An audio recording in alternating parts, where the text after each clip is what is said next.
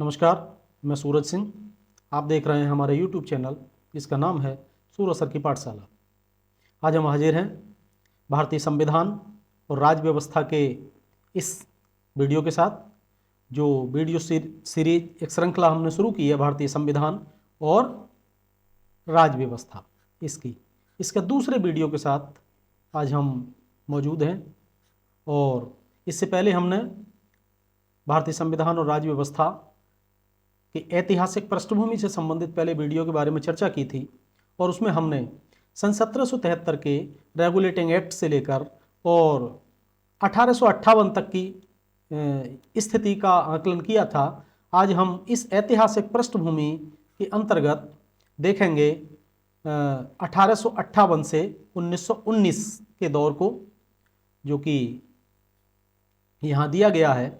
सन 1858 से आगे के घटनाक्रम के बारे में हम इस वीडियो में चर्चा करेंगे कि भारत के संविधान निर्माण का जो ऐतिहासिक विश्लेषण है उसके अंतर्गत हमें देखना है वो दौर जब कंपनी के शासन का अंत हुआ, और वो था 1858 का दौर।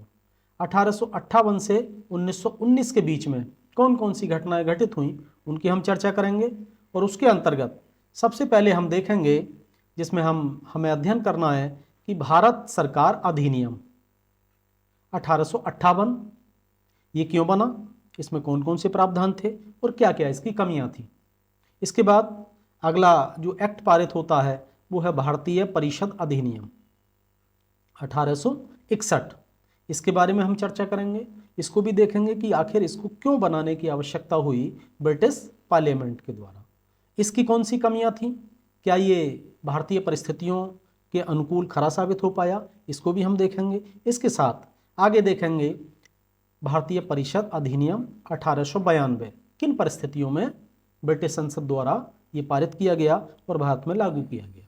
नेक्स्ट, इसके बाद की जो स्थिति आती है, जो एक भारत के संवैधानिक इतिहास में संवैधानिक ऐतिहासिक दृष्टिकोण के लिहाज से देखें तो वो है पार्लियामेंटो सुधार, जिसको कि भारतीय परिषद अधिनियम 1909 के नाम से जाना जाता है। इसके बनने की कहानी, इसके बनने की परिस्थितियां, क्या ये भारतीयों की अपेक्षाओं और आकांक्षाओं को पूरा करने में सफल हुआ, इसको देखेंगे। और नेक्स्ट, इसके बाद जो स्टेप आता है वो आता है हमारा सन 1919 से 1947 के बीच का काल, और इसको हम स्वशासन के आरंभ का काल कहते हैं। इसके अंतर्गत कौन कौन सी घटनाएं घटित हुई, कौन कौन से संवैधानिक सुधार हुए, कौन कौन से संवैधानिक अधिनियम बनाए गए, उनको देखेंगे। और इसके अंतर्गत सबसे पहले आता है मॉन्टेग्यू चेम्सफोर्ड रिपोर्ट, और इस रिपोर्ट के आधार पर ही भारत सरकार अधिनियम 1919 अस्तित्व में आता है। नेक्स्ट, इसके बाद की स्थिति साइमन आयोग यानी साइमन कमीशन 1927 में गठित हुआ, और इसमें क्या प्रावधान थे, इसके साथ भारत के जो नेता थे, स्वतंत्रता सेनानी थे, उनकी क्या नाइत्तेफाकी थी, इसके बारे में बात करेंगे। और साथ ही साथ देखेंगे इसके बाद की स्थिति, यानी साइमन आयोग 1927 के बाद और उसकी रिपोर्ट के आधार पर आयोजित की गई गोलमेज कॉन्फ्रेंस में सुझाए गए सुझावों, दिए गए उपायों और उनके द्वारा जो आकलन किया गया भारत के शासन को चलाने के संबंध में, उस रिपोर्ट के आधार पर, इन सब परिस्थितियों के आधार पर भारत सरकार अधिनियम 1935 पारित किया गया और ये भारत में लागू किया गया। इसके बारे में जानेंगे। नेक्स्ट, इसके बाद की स्थिति आती है क्रिप्स मिशन 1942। ये भारत की आज़ादी की ओर एक कदम और था, इसके बारे में देखेंगे। क्या ये भारतीयों की अपेक्षाओं को संतुष्ट कर पाया, ये भी जानेंगे। और ये जानेंगे कि क्रिप्स मिशन की असफलता के बाद कैबिनेट मिशन 1946 में भारत आता है। इसमें कौन कौन से प्रावधान किए गए, किन बातों का वादा किया गया भारतीय स्वतंत्रता के संदर्भ में, ये देखेंगे। और सबसे अंत में हम देखेंगे भारतीय स्वतंत्रता अधिनियम 1947, ये पारित किया गया और इसके पारित करने के साथ ही भारत को आज़ादी मिल गई। तो यहाँ तक का 1773 से 1947 तक का विभिन्न अधिनियमों, चार्टरों के माध्यम से भारत में संवैधानिक विकास हुआ। इसके बाद वो दौर आता है भारत की आज़ादी के बाद और संविधान के लागू होने तक का समय, यानी जिस समय संविधान का निर्माण हुआ था औपचारिक रूप से, उस कार्यकाल को भी हम चर्चा करेंगे। और वो समय है 1947 से 1950 का दौर, यानी संविधान की रचना का काल। ठीक है, तो इन सब बिंदुओं पर हम आज इस वीडियो में चर्चा करेंगे और देखते हैं कि जो हमारा है 1858 से 1919 का दौर, कंपनी शासन के अंत का दौर, उसकी चर्चा कर लेते हैं। तो इसमें हम देखते हैं कि हमारा 1858 से 1919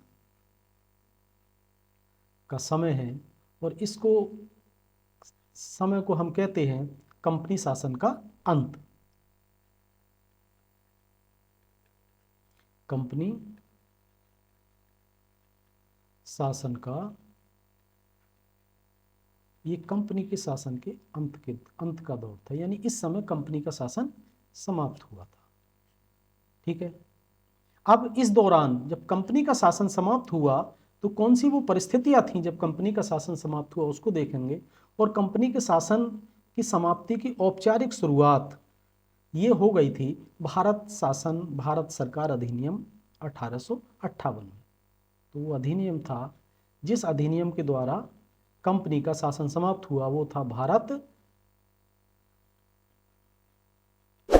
शासन अधिनियम 1858।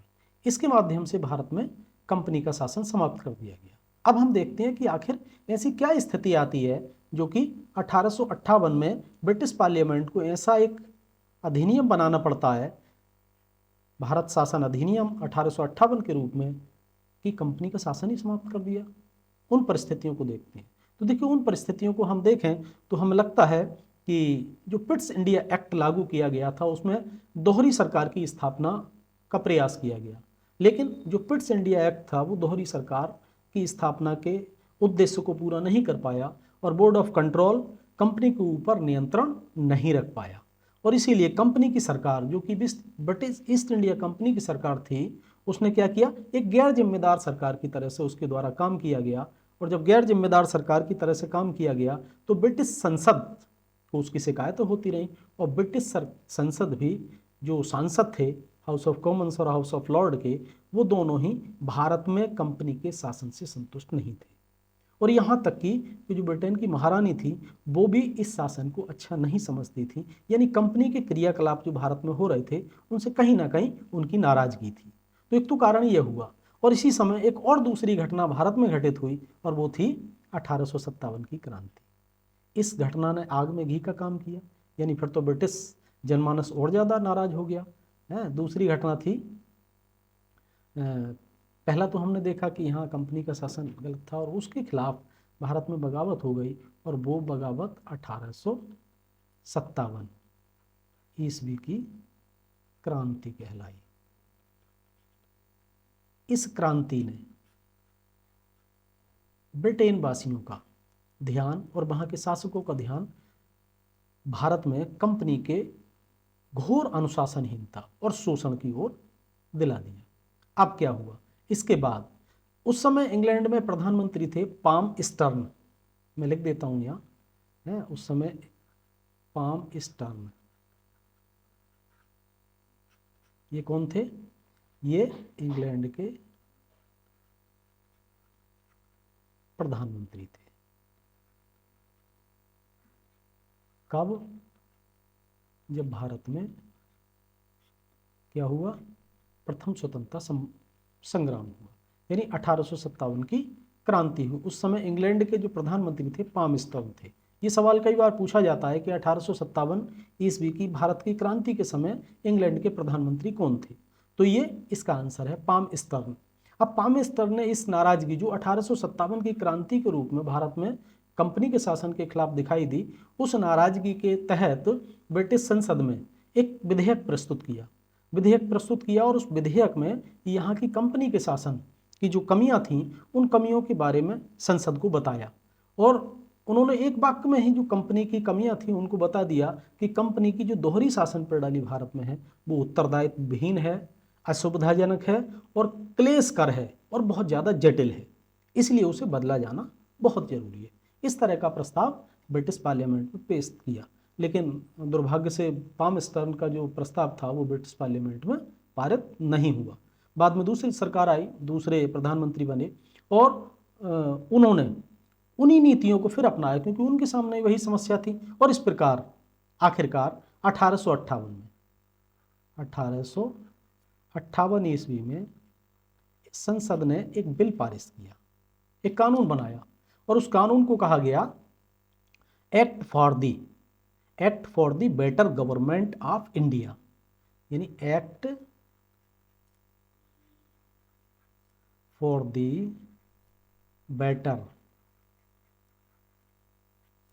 बेटर गवर्नमेंट ऑफ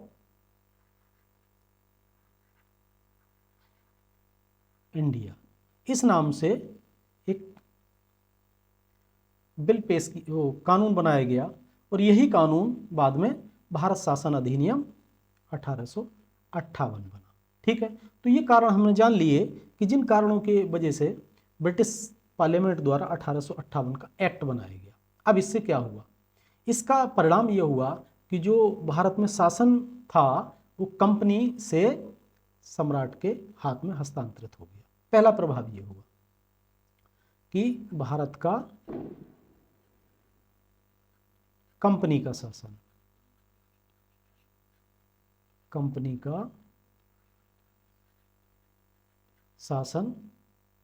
का क्या हुआ? सम्राट के हाथ में आ गया, सीधे सम्राट के हाथ में आ गया। हालांकि पहले भी ये सम्राट के नियंत्रण में ही था, लेकिन वो प्रत्यक्ष रूप से कंपनी उसको संचालित करती थी। और दूसरा क्या हुआ, उस समय सम्राट क्या साम्राज्ञी थी, यानी महारानी थी ब्रिटेन में, तो उन्हीं के नाम से भारत का शासन चलाया जाने लगा। दूसरा काम यह हुआ, बोर्ड ऑफ डायरेक्टर्स और बोर्ड ऑफ कंट्रोल दोनों को समाप्त कर दिया गया, यानी बोर्ड ऑफ, जो कंपनी के शासन के तहत दो बॉडी बनाई गई थी, दो निकाय थे, बोर्ड ऑफ डायरेक्टर्स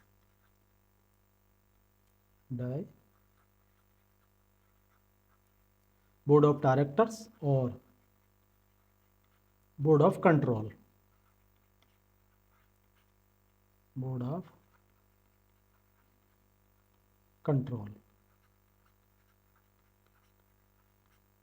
इन दोनों को क्या कर दिया गया? समाप्त कर दिया गया।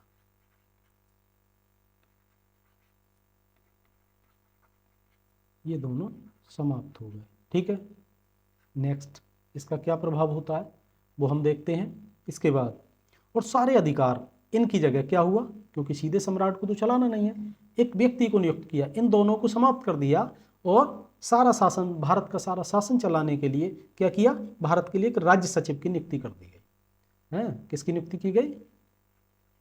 राज्य सचिव, एक राज्य सचिव बना दिया गया, secretary of state for India.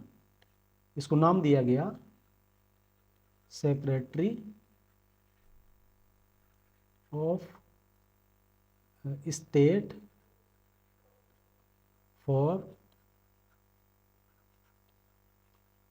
India है, इस नाम का एक अधिकारी बन गया। अब ये जो राज्य सचिव है वो अकेला शासन का काम नहीं करेगा, इसकी मदद के लिए क्या किया?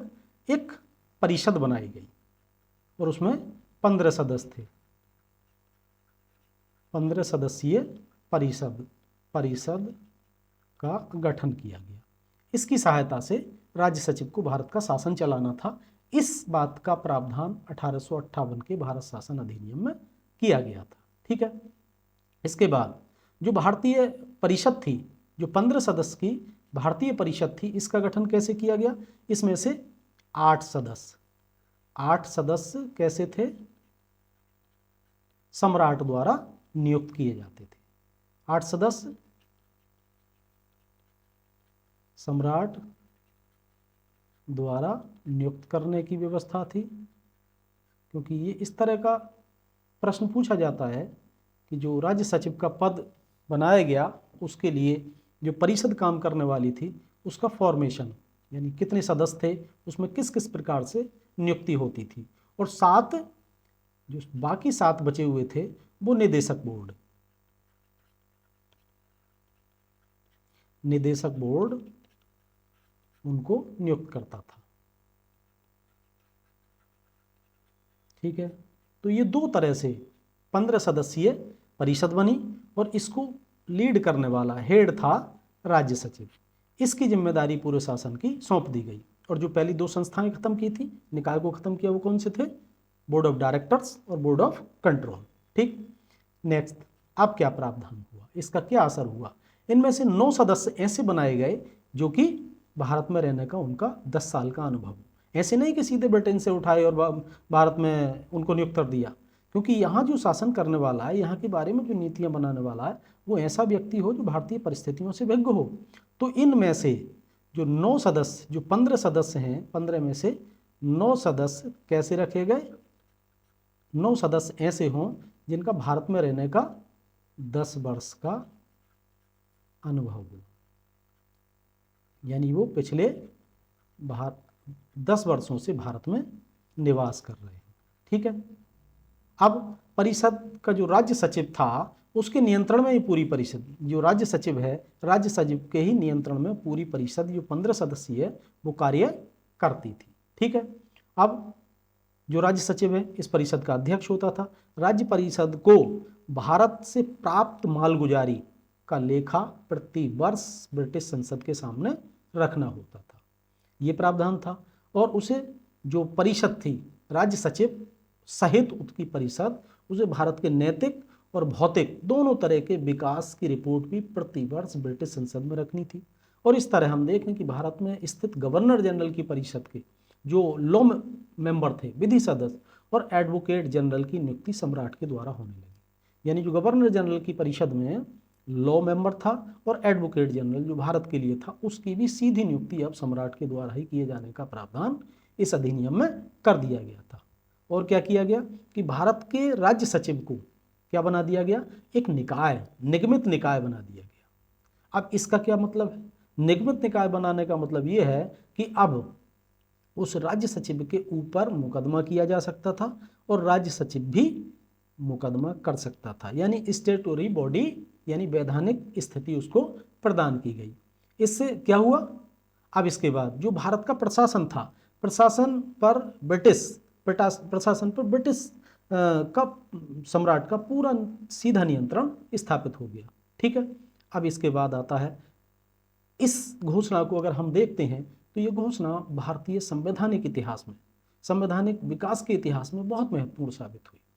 यहीं से एक माइलस्टोन हुआ भारतीय संवैधानिक विकास में, जो साबित हुआ वो हम, जिसका कि असर बाद में दिखाई दिया और विशेष रूप से 1909 के अधिनियम में, उसको हम देखेंगे।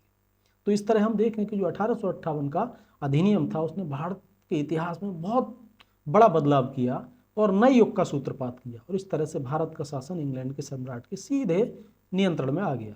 भारत के राज्य सचिव की परिषद पर उसका नियंत्रण रखने के उद्देश्य से इसको तैयार किया गया था, क्योंकि सम्राट सीधे तो प्रशासन नहीं चला सकता था, इसलिए राज्य सचिव के माध्यम से जो 15 सदस्यीय परिषद थी वो सम्राट की ओर से भारत का शासन संभालते थे। ये इसमें व्यवस्था की गई थी।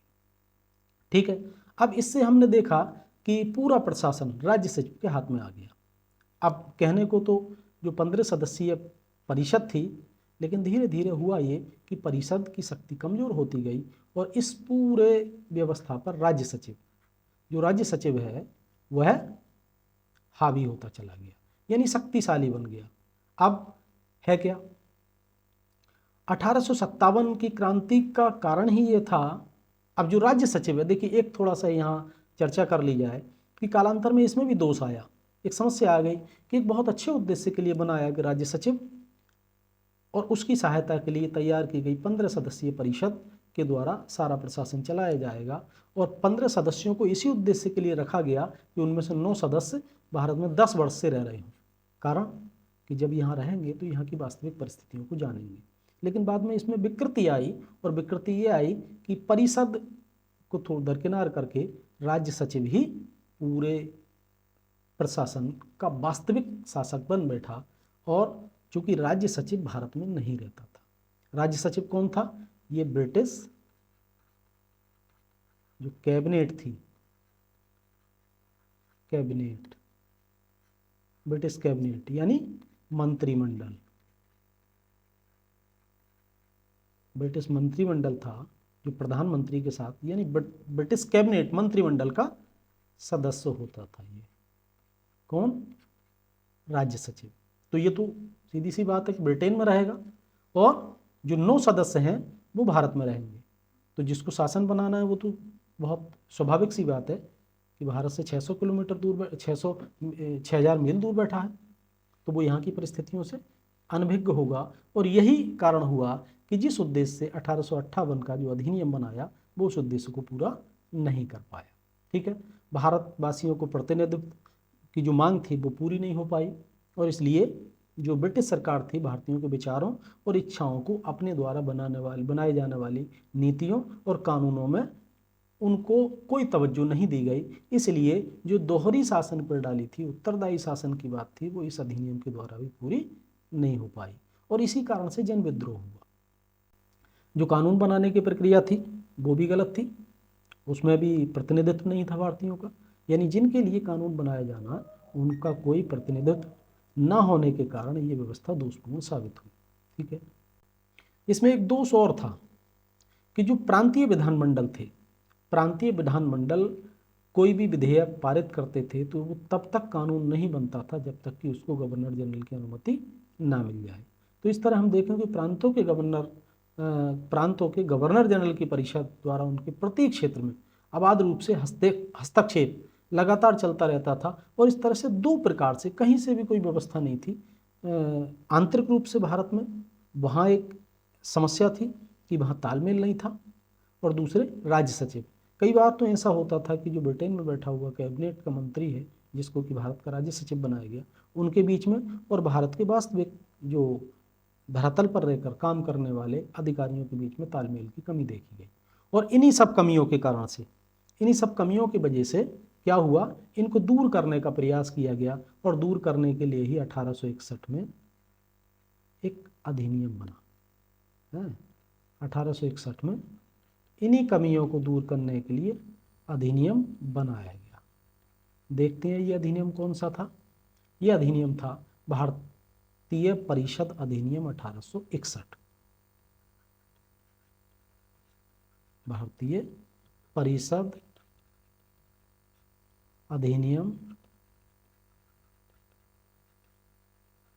1861। अब ये प्रश्न आता है कि भारतीय परिषद अधिनियम 1861 क्यों बनाया गया, क्या कारण था। तो इसके बारे में हम देखें कि 1858 के अधिनियम की, भारत सरकार अधिनियम की कमियों को दूर करने के लिए ही भारतीय परिषद अधिनियम 1861 बनाया गया। ठीक है, अब देखते हैं कि इसमें क्या किया गया। सबसे पहले इस अधिनियम ने कानून बनाने के कार्य में भारतीयों का सहयोग लेना प्रारंभ किया। इसका क्या प्रभाव हुआ? कानून बनाने में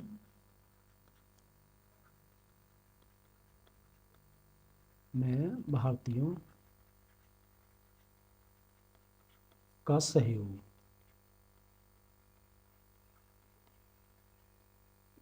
लेने की बात कही। दूसरा क्या किया? और प्रांतीय स्वायत्तता की नींव डाली। प्रांतीय स्वायत्तता,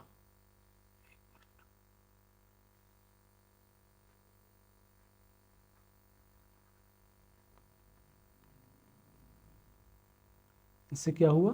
प्रांतीय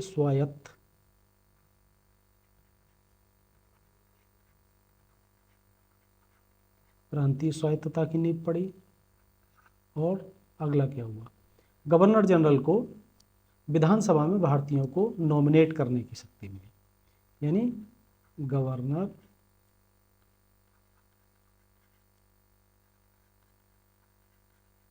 द्वारा विधानसभा में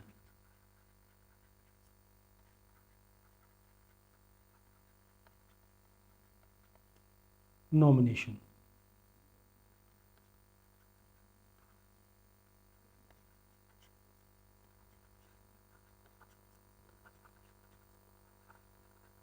नॉमिनेट करने की शक्ति मिल गई। तो ये कुछ प्रावधान ऐसे हैं जो 1861 के अधिनियम भारतीय परिषद अधिनियम के द्वारा कुछ सुधार किए गए। और इस अधिनियम ने क्या किया, गवर्नर जनरल की परिषद की सदस्य संख्या को बढ़ा दिया। 5वां सदस्य विधि विशेषज्ञ होना, 4 सदस्य थे इससे पहले, 5 सदस्य कर दिए गए, जिसमें कि 5वां सदस्य लॉ यानी कानून का ज्ञाता होना चाहिए था। इनमें से 3 सदस्य प्रशासनिक सेवा के होते, जिनको भारत में रहने का लगभग 10 साल का अनुभव कर दिया गया। और शेष बाकी जो 2 सदस्य थे उनको 5 वर्ष का अनुभव और एक बैरिस्टर होना जरूरी था, यानी कानून को जानकार और कानून का जानकार और बैरिस्टर। ठीक है। राज्य सचिव होने के लिए सर्वोच्च सेनापति को ब्रिटिश सदस्य के रूप में नियुक्त कर सकता था। राज्य सचिव जो सर्वोच्च सेनापति था, सेनापति को ब्रिटिश सदस्य के रूप में वो नियुक्त करने की पावर भी इसमें प्राप्त हो गई। अब गवर्नर जनरल की जो परिषद थी उसको कानून बनाने का अधिकार भी दे दिया गया इसके अंतर्गत है। गवर्नर जनरल की परिषद को क्या किया गया, कानून बनाने का अधिकार।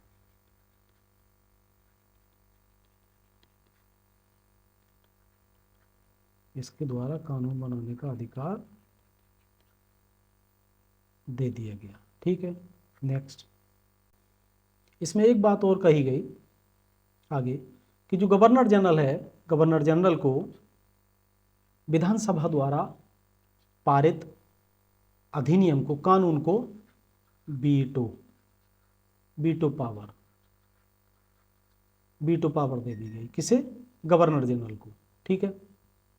अब ब्रिटिश संसद किसी भी कानून को, एक शक्ति और दी गई गवर्नर जनरल को, वो दी गई कि गवर्नर जनरल किसी भी कानून को ब्रिटिश सम्राट या संसद के विचार के लिए रोक सकता था, उस पर कोई अनुमति ना दे। ठीक है। और इस तरह गवर्नर जनरल अपनी इस वीटो पावर के माध्यम से विधानमंडल द्वारा बनाई गई विधि को, कानून को रोक लेता था, बाधित कर देता था। और इसी के साथ गवर्नर जनरल को क्या दिया, गवर्नर जनरल को नए प्रांतों के गठन या निर्माण का अधिकार दे दिया गया। ये एक नई शक्ति, नया पावर गवर्नर जनरल को दे दी गई। ये सब करने के बाद भी भारतीयों की अपेक्षाओं को पूरा नहीं कर पाया और इसकी आलोचना होती रही। क्या हुआ? भारतीयों की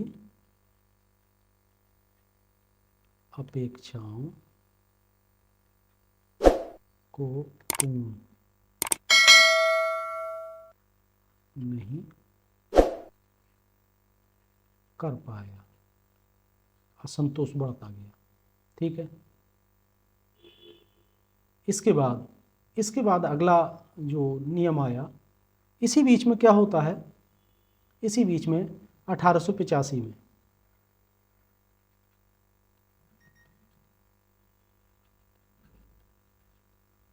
भारतीय राष्ट्रीय कांग्रेस की स्थापना हो जाती है। ये स्थापना किसने की? A.O. ह्यूम। स्थापना करने का काम ब्रिटिश ICS, ब्रिटिश सिविल सेवा के रिटायर एक अधिकारी थे, A.O. ह्यूम, इनके द्वारा भारतीय राष्ट्रीय कांग्रेस की स्थापना 1885 में की गई। अब शासन के विरुद्ध एक संगठित विरोध और मांग शुरू की जाने लगी। ठीक है। कांग्रेस ने सबसे पहले ये प्रस्ताव पास किया कि सरकारी ढांचे के विरुद्ध अपना असंतोष जाहिर किया और उसमें परिवर्तन करके भारतीयों को अधिक से अधिक प्रतिनिधित्व देने की मांग की गई। उस समय भारत में जो गवर्नर जनरल था और वाइसराय था वो था लॉर्ड डफरिन। अब एक सवाल आता है कि 1885 में कांग्रेस के गठन या कांग्रेस की स्थापना के समय वाइसराय कौन था या गवर्नर जनरल कौन था? तो वो था लॉर्ड डफरिन। एक अंतर और आता है यहाँ, देखिए नया शब्द आया है वायसराय, और एक शब्द है गवर्नर जनरल। इन दोनों में क्या अंतर है?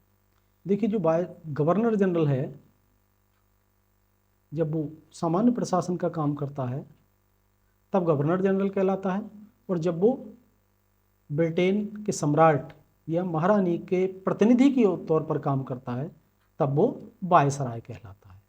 ये दोनों का मूल अंतर है दोनों के बीच में। व्यक्ति एक ही है, लेकिन जब वो अपने पद के कर्तव्यों का अलग तरीके से निर्वहन करता है, यानी महारानी के प्रतिनिधि के तौर पर, तब वो वायसराय कहलाता है, और बाकी समय सामान्य प्रशासन के समय वो गवर्नर जनरल कहलाता है। ठीक है।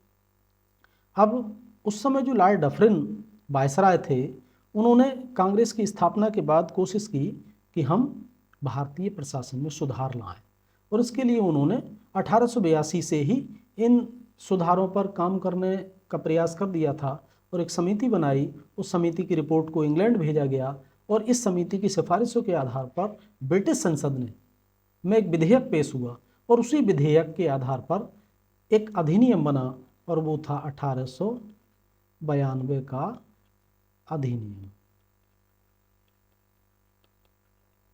1892 का अधिनियम बना लॉर्ड डफरिन यानी वायसराय की रिपोर्ट के आधार पर, और भारत के सामने आता है भारतीय परिषद अधिनियम। भारतीय परिषद अधिनियम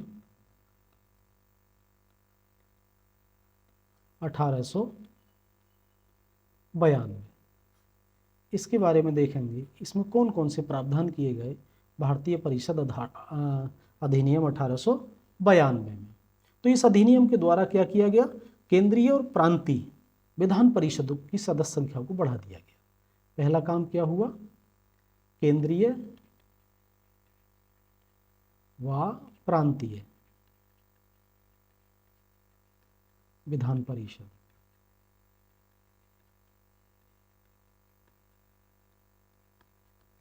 की सदस्य संख्या बढ़ा दी गई।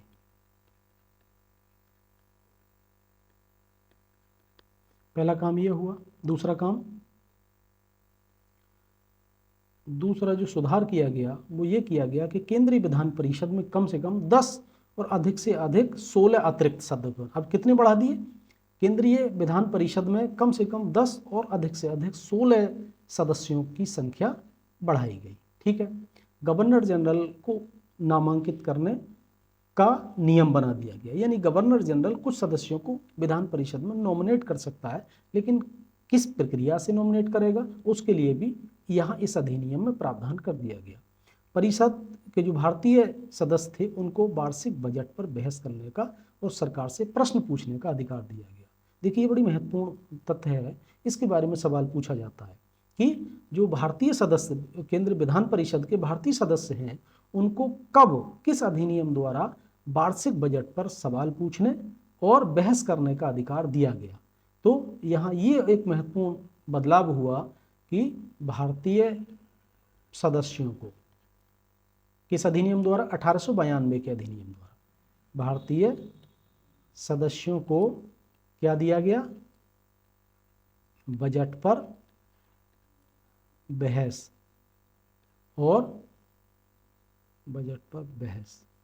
और प्रश्न पूछने का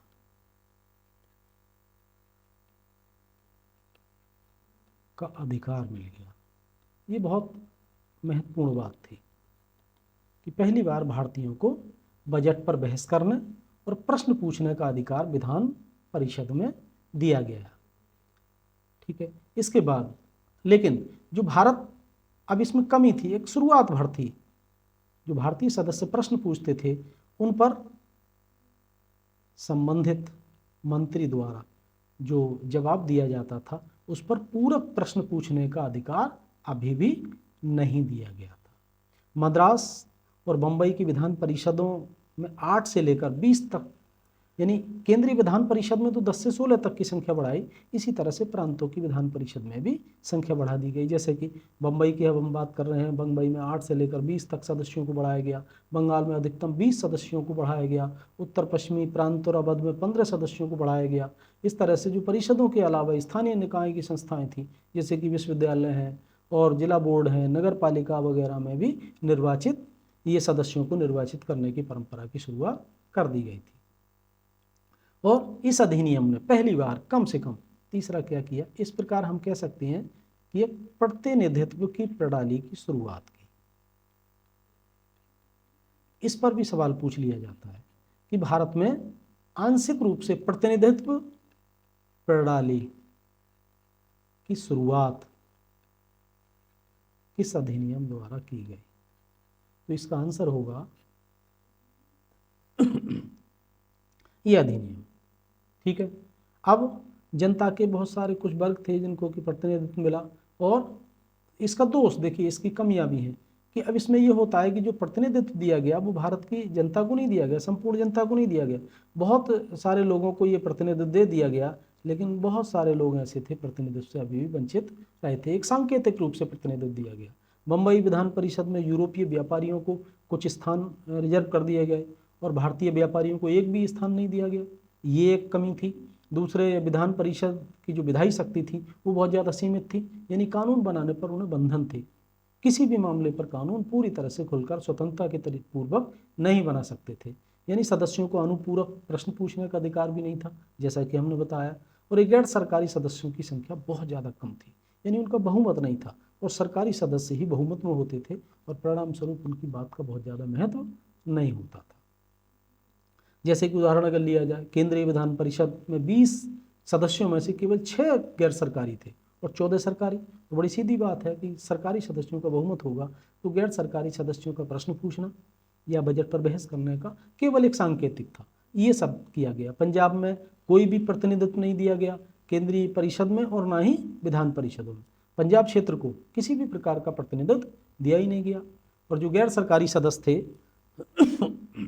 विधेयक में संशोधन भी नहीं करा सकते थे, और इस तरह से हम देखें कि बहस करना भी उनके द्वारा किसी भी विधेयक पर बेमानी था, नाम था, इस तरह। और बंगाल आबादी के अनुपात में भी बहुत ज़्यादा अंतर था। जैसे बंगाल की अगर बात की जाए तो बंगाल की जो उस समय 70 लाख की आबादी थी, तो 70 लाख की आबादी को हम देखें तो वहाँ केवल 7 विधान परिषद के सदस्य ही वहाँ से लिए गए थे, और ये अनुपात बहुत कम था। इस तरह से जो जनता की मांग थी प्रतिनिधित्व सरकार की, जिसमें कि प्रतिनिधित्व की अधिक से अधिक मांग की जा रही थी, वो पूरी नहीं हुई, हालांकि बस एक शुरुआत हुई थी। ठीक है, इसके बाद भारतीयों का संतोष बढ़ता गया और ब्रिटिश पार्लियामेंट ने देखा कि कुछ और भारतीयों की आकांक्षाओं को पूरा किया जाए, और तब आता है मॉर्ले मिंटो सुधार, है मॉर्ले मिंटो सुधार। इसको एक अधिनियम से भी जानते हैं, और वो है भारतीय परिषद अधिनियम 1909। भारतीय परिषद अधिनियम 1909 में मॉर्ले मिंटो सुधार यानी भारतीय परिषद अधिनियम आता है। इसमें क्या क्या व्यवस्थाएं थी इनको हम देखेंगे, कौन कौन से प्रावधान किए गए और क्या कारण थे। जो इससे पहले 1892 का अधिनियम आया था, वो ब्रिटिश शासकों के बाद, ब्रिटिश इस अधिनियम के बाद यानी 1892 के अधिनियम के बाद भारतीयों में फूट डालने की नीति अंग्रेजों ने अपनाई, और उसी का परिणाम था ये भारतीय परिषद अधिनियम 1909। अब इसका जो पहला, ये किन परिस्थितियों में लाया गया, आपको जानकारी होना चाहिए कि क्या हुआ।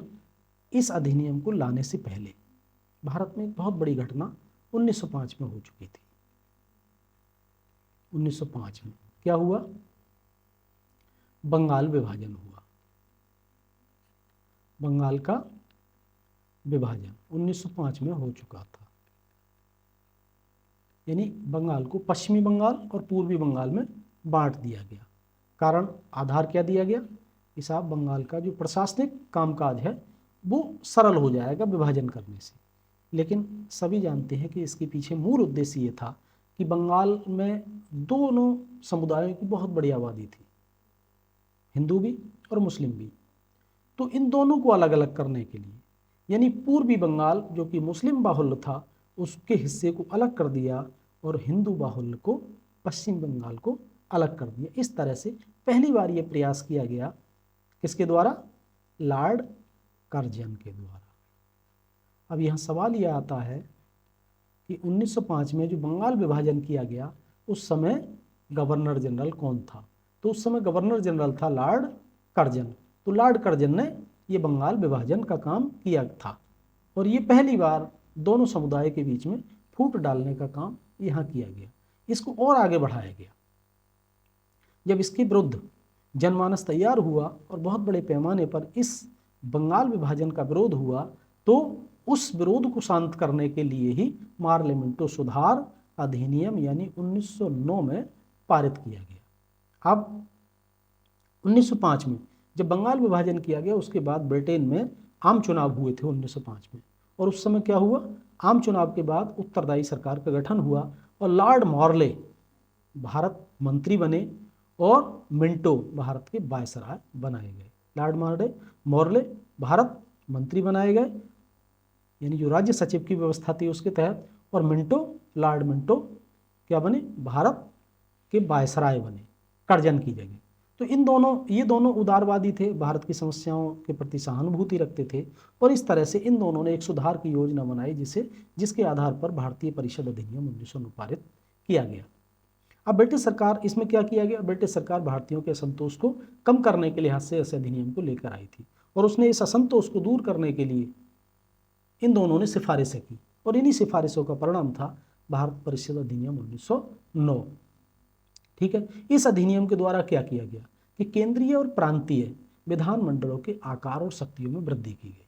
पहला काम, विधानमंडलों के आकार में वृद्धि, दोनों में, विधानमंडलों के आकार में भी वृद्धि की गई और शक्ति में भी वृद्धि की गई। दोनों में पहला काम ये किया, विधानमंडल में सुधार किया और इसकी जो विशेषताएं थी उनमें था कि एक तो पहला तो यही संख्या बढ़ा दी गई, शक्ति बढ़ा दी गई और आकार भी बढ़ा दिया गया ताकि भारतीयों की जो मांग है उसको पूरा किया जा सके। और इससे क्या हुआ, केंद्रीय विधान परिषद में सरकारी बहुमत को बना दिया गया, यानी केंद्रीय विधानमंडल में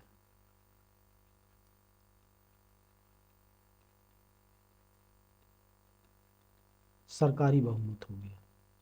सरकारी बहुमत बना रहा, भले से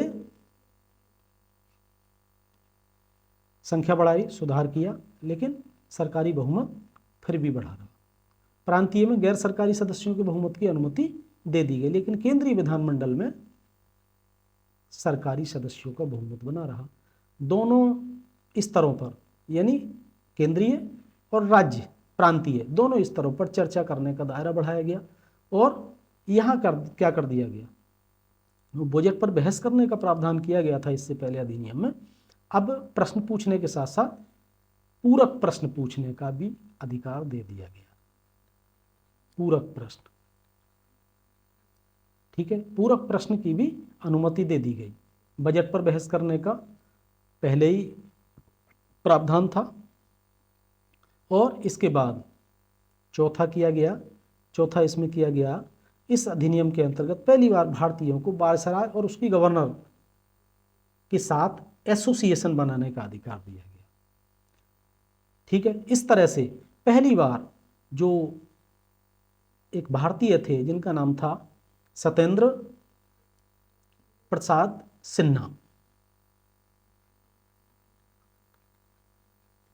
सत्येंद्र प्रसाद सिन्हा,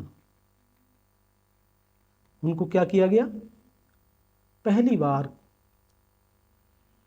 वायसराय की परिषद का सदस्य बनाया गया। ठीक है, तो ये पूछा जाता है कि पहली बार भारतीयों को वायसराय की परिषद का सदस्य बनाने की कब इजाजत दी गई, अनुमति दी गई, और ये क्या बने, पहले विधि सदस्य बने, विधि सदस्य। कहाँ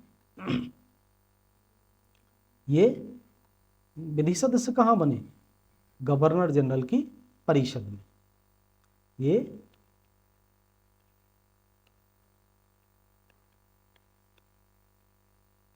गवर्नर जनरल की परिषद के विधि सदस्य बने सबसे पहले। तो ये इस अधिनियम के द्वारा ऐसा प्रावधान किया गया, इस पर सवाल पूछ लिया जाता है। ठीक है, नेक्स्ट आता है, इस अधिनियम ने पृथक निर्वाचन के आधार पर मुस्लिमों को अलग सांप्रदायिक निर्वाचन दिया गया। ये इस अधिनियम की सबसे विवादास्पद बात है, यानी सांप्रदायिक निर्वाचन की शुरुआत की गई। सांप्रदायिक निर्वाचन की शुरुआत इस अधिनियम के द्वारा की गई, और सांप्रदायिक निर्वाचन के अंतर्गत मुस्लिमों को, मुस्लिम समुदाय को एक अलग सीटें रिजर्व कर दी गई। तो इस तरह माना जाता है कि इस अधिनियम के द्वारा सांप्रदायिक निर्वाचन की शुरुआत पहली बार की गई थी, और भारत में जो संप्रदाय के आधार पर विभेद यानी भेद फूट डालने की रणनीति का प्रयोग पहली बार ब्रिटिशर्स ने भारत में इस अधिनियम के द्वारा किया गया था। साथ ही साथ अगला जो प्रावधान था इसका वो ये है कि presidency corporation, chambers of corporation और विश्वविद्यालयों और जमींदारों के लिए अलग प्रावधान किया गया। किस चीज़ का, निर्वाचन का। किसे, presidency corporation, presidency corporation, chambers of commerce,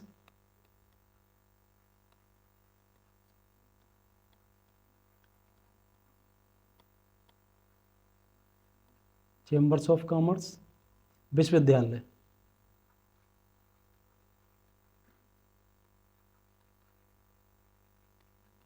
और जमींदारों को क्या दिया गया, प्रतिनिधित्व दिया गया, यानी अलग अलग से प्रतिनिधित्व। कहाँ, केंद्रीय और प्रांतीय प्रतिनिधित्व कहाँ दिया गया, परिषदों में। ये एक फूट डालो और राज करो की नीति का पहली बार इसके द्वारा शुरुआत की गई। ठीक है, इसके बाद अब क्या होता है, पहली बार पृथक निर्वाचन की प्रणाली की व्यवस्था यहाँ से की गई। विभिन्न जातियों, समुदायों, वर्गों के बीच में अलग अलग इसी आधार पर विभेद कर दिया गया। विधान परिषद के कार्यों में वृद्धि कर दी गई, और साथ ही साथ क्या किया गया, बजट पर विचार विमर्श करने के लिए विस्तृत बहुत व्यापक नियम बना दिए गए। 4 विधान परिषद के सदस्यों को वित्तीय वितरण की विवेचना करने का अधिकार दिया गया, और लेकिन सरकार की निंदा इसके द्वारा नहीं कर सकते थे। विधान परिषद में किसी भी विषय पर विस्तृत जानकारी के लिए प्रश्न और पूरक प्रश्न पूछने का भी अधिकार इसके अंतर्गत दिया गया था। और एक तरह से देखें कि सार्वजनिक रूप से सार्वजनिक हित के मामलों पर बहस करने के नियम बनाए गए। ठीक है, हिंदू और मुस्लिम मतदाताओं के लिए अलग अलग योग्यताएं निर्धारित कर दी गई। देखिए, एक और विकृति इसकी सामने आई कि हिंदू पृथक निर्वाचन तो दिया ही गया, और मुस्लिम, दोनों वर्गों के मतदाताओं के लिए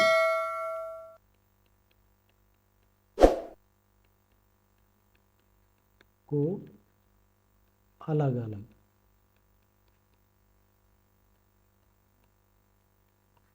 योग्यताएं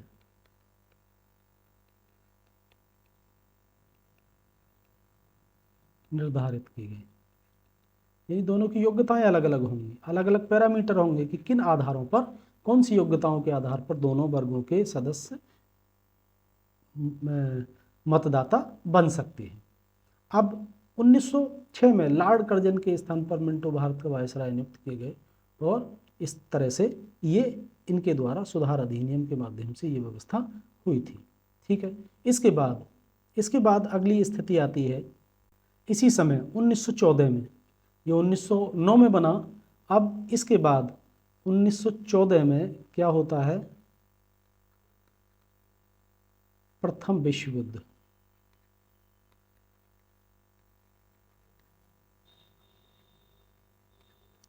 शुरू हो गया, जिसमें ब्रिटेन भी लड़ रहा था, इंग्लैंड। अब ये वहां फंस गया प्रथम विश्व युद्ध में। प्रथम विश्व युद्ध में अब यह भारत की परिस्थितियां ही बदल गई। कांग्रेस ने, भारतीय राष्ट्रीय कांग्रेस ने देखा कि ये अच्छा मौका है, तो उसने अपना आंदोलन तेज कर दिया, बहुत तेज कर दिया।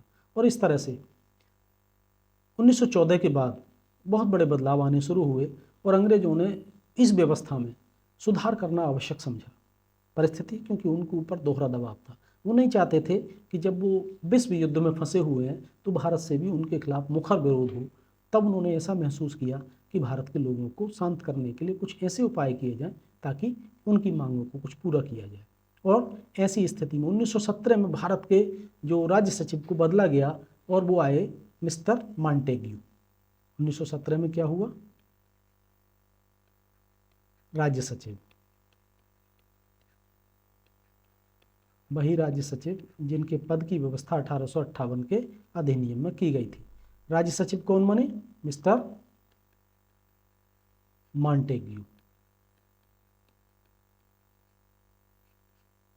मॉन्टेग्यू को राज्य सचिव बनाया गया और उन्होंने ब्रिटिश संसद में एक घोषणा की कि भविष्य में ब्रिटिश सरकार की नीति ऐसी होगी कि प्रशासन की प्रत्येक शाखा में भारतीयों के सहयोग को बढ़ाया जाएगा और ब्रिटिश साम्राज्य के प्रत्येक भाग में उत्तरदायित्व पूर्ण शासन की व्यवस्था की जाएगी। ऐसा इन्होंने ब्रिटिश पार्लियामेंट में अपने भाषण के दौरान कहा था।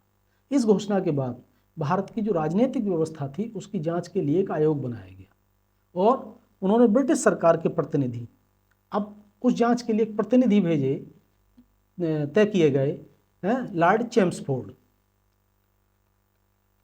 लॉर्ड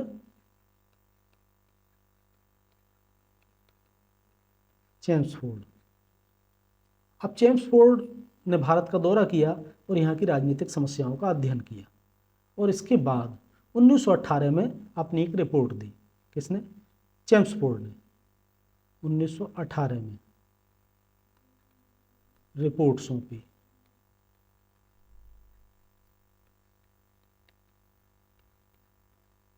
इस रिपोर्ट में बहुत सारी बातें कही गई और भारत के भावी यानी आने वाले भविष्य के सुधारों के प्रति सचेत किया गया।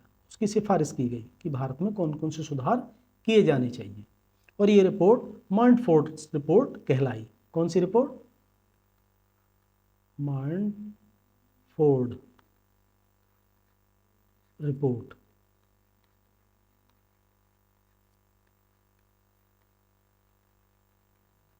ये रिपोर्ट मॉन्टफोर्ड रिपोर्ट के नाम से जानी गई और इसी रिपोर्ट के आधार पर, जो मॉन्टफोर्ड रिपोर्ट है 1918 की, इसी रिपोर्ट के आधार पर क्या बना, भारत शासन अधिनियम 1919 बना। ठीक है, तो यहाँ हम देखते हैं कि इस रिपोर्ट में जो सुझाव दिए गए, सुधारात्मक सुझाव दिए गए, उनके आधार पर ही भारत परिषद अधिनियम 1919 तैयार किया गया। कौन कौन से प्रावधान थे इसमें, इनको देखेंगे हम। जो प्रावधान किए गए उनको हम देखते हैं कि कौन कौन से प्रावधान इसमें किए गए। लेकिन अगले अध्याय में, अगले वीडियो में। 1919 के आगे की स्थिति को अगले वीडियो में देखेंगे। यहाँ तक का आप देखिए, और कौन कौन से प्रावधान 1919 के अधिनियम में किए गए, किस प्रकार भारतीयों की जो मांगें थी, अपेक्षाएं थी, उनको संतुष्ट करने का काम किया गया। इसकी विस्तृत चर्चा अगले वीडियो में हम करेंगे। तब तक बने रहिए आप हमारे साथ, और मिलते हैं इस श्रृंखला के अगले वीडियो के साथ। नमस्कार।